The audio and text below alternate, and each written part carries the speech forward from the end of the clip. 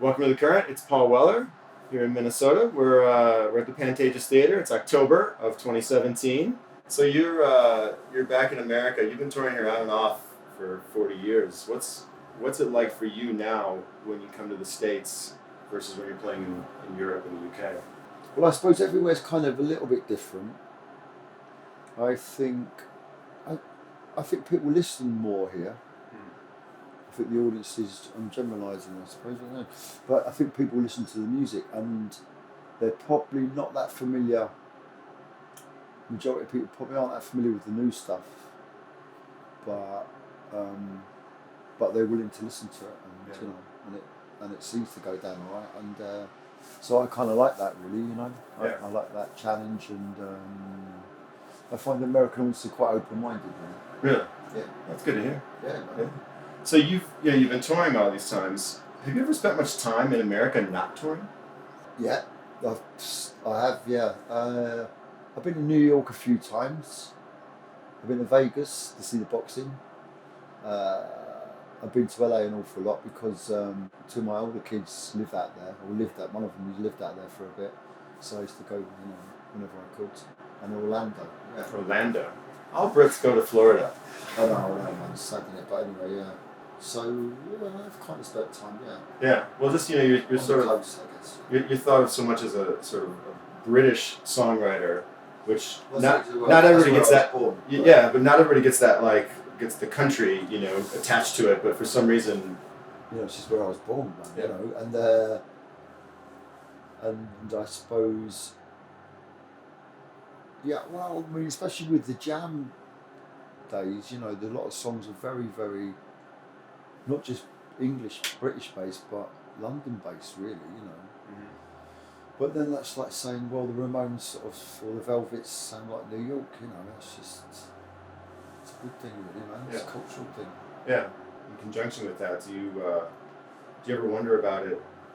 The fact that you've had #1 hits almost every decade in the UK, but not as much success in the States. I don't, to be honest, really, and whenever people say, do you wish you'd, I've made it in America, I don't really think about it because I kind of made that decision. To make it in America, it requires an awful lot of time.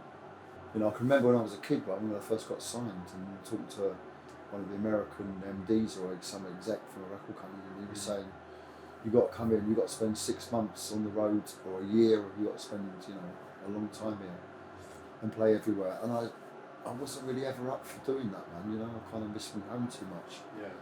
There's a lot of things it entails to make it in America, and I wasn't prepared to do them, so I never.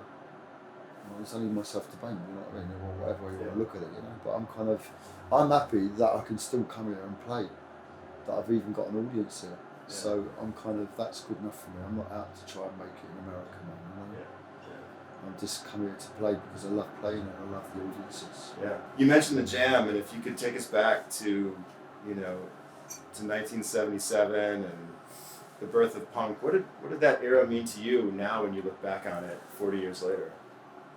Well, it was a great time, when you were of a certain age, really, and it was just I always just thought it was our generation's time, It was that was our moment, really. We kind of missed the '60s. For someone my age, and we kind of missed the '60s, even though you were influenced by it, but you weren't really old enough to be part of it. So I think punk was the first sort of major cultural thing that happened for our generation, really. Yeah. So I thought it was really, really important just from that point of view, if nothing else. It was kind of like it was our time, Yeah. Is there anything that the 59-year-old you would say to the 19-year-old you? Not really, man, because the 19-year-old wouldn't listen anyway. So what the fuck, Yeah. And I wouldn't have any advice really because the 19-year-old wouldn't understand what I'm saying to him, and it's fair enough, as it should be. That's life, and but we'd still like the same sort of music, I guess. Yeah. I did what I did, and it's good. I don't have any regrets really. Yeah. You've had a great career, and one of the things I really admire and respect is how you've kept pushing forward. Yeah. The entire time, from breaking up the Jam to start the Style Council, and then also throughout your solo career, you haven't really succumbed to the greatest hits tour or anything of that ilk. I couldn't do that, to be honest with you. It's not really me being trying to be awkward or different. I just couldn't do that. Yeah. I couldn't do that night after night. I play some greatest hits anyway. If you like, from that point of view.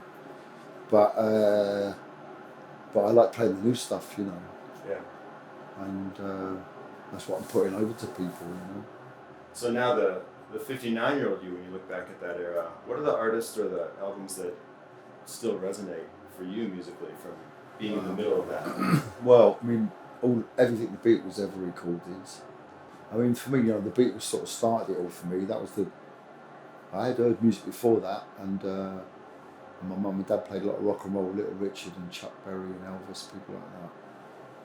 So I was into music, but once I saw the Beatles, that was kind of it for me, really. It just changed my world, my perspective on everything, really. And then, the Kinks and the Small Faces are all seminal bands for me. Black American music and soul, R&B, Dr. Feelgood's first album,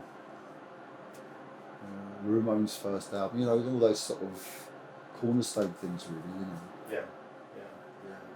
And does that punk and post-punk era still resonate with you, or is a lot of that sort of? Well, a lot of it didn't stand the test of time, really. It was just something that had to go up at the time, like I said before. It was the flair that was sent up, and but I'm of the belief that a good song's a good song, and there wasn't that many good songs, so that's why for me they haven't endured a lot of them. Yeah.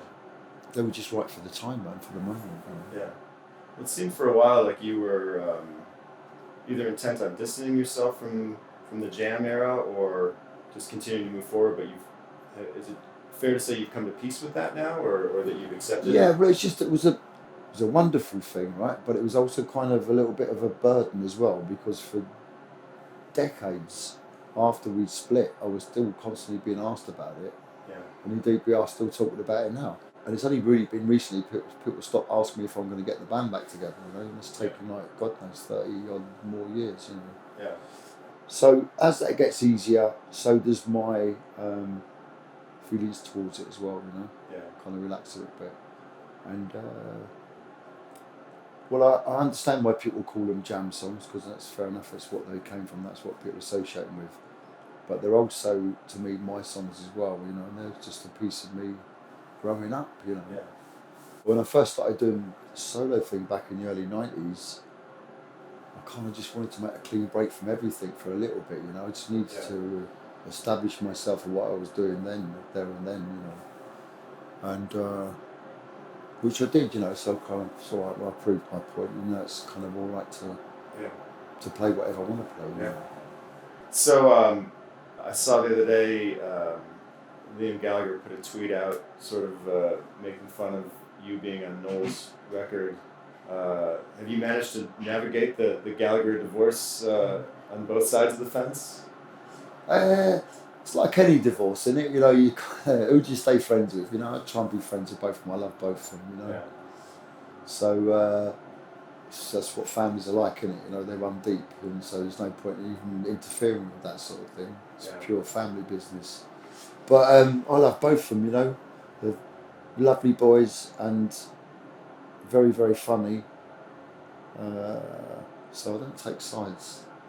Yeah. Any parting shots for us here in Minnesota? Anything to add? Well, I just want to smash it tonight. Yeah. That's what I want to do. All right. I want to get on that stage and smash it. Yeah. Yeah, man. I like it. It's Paul Weller here at the Pantages Theatre, and thanks for joining us in the current. Yeah, thank you. Yeah.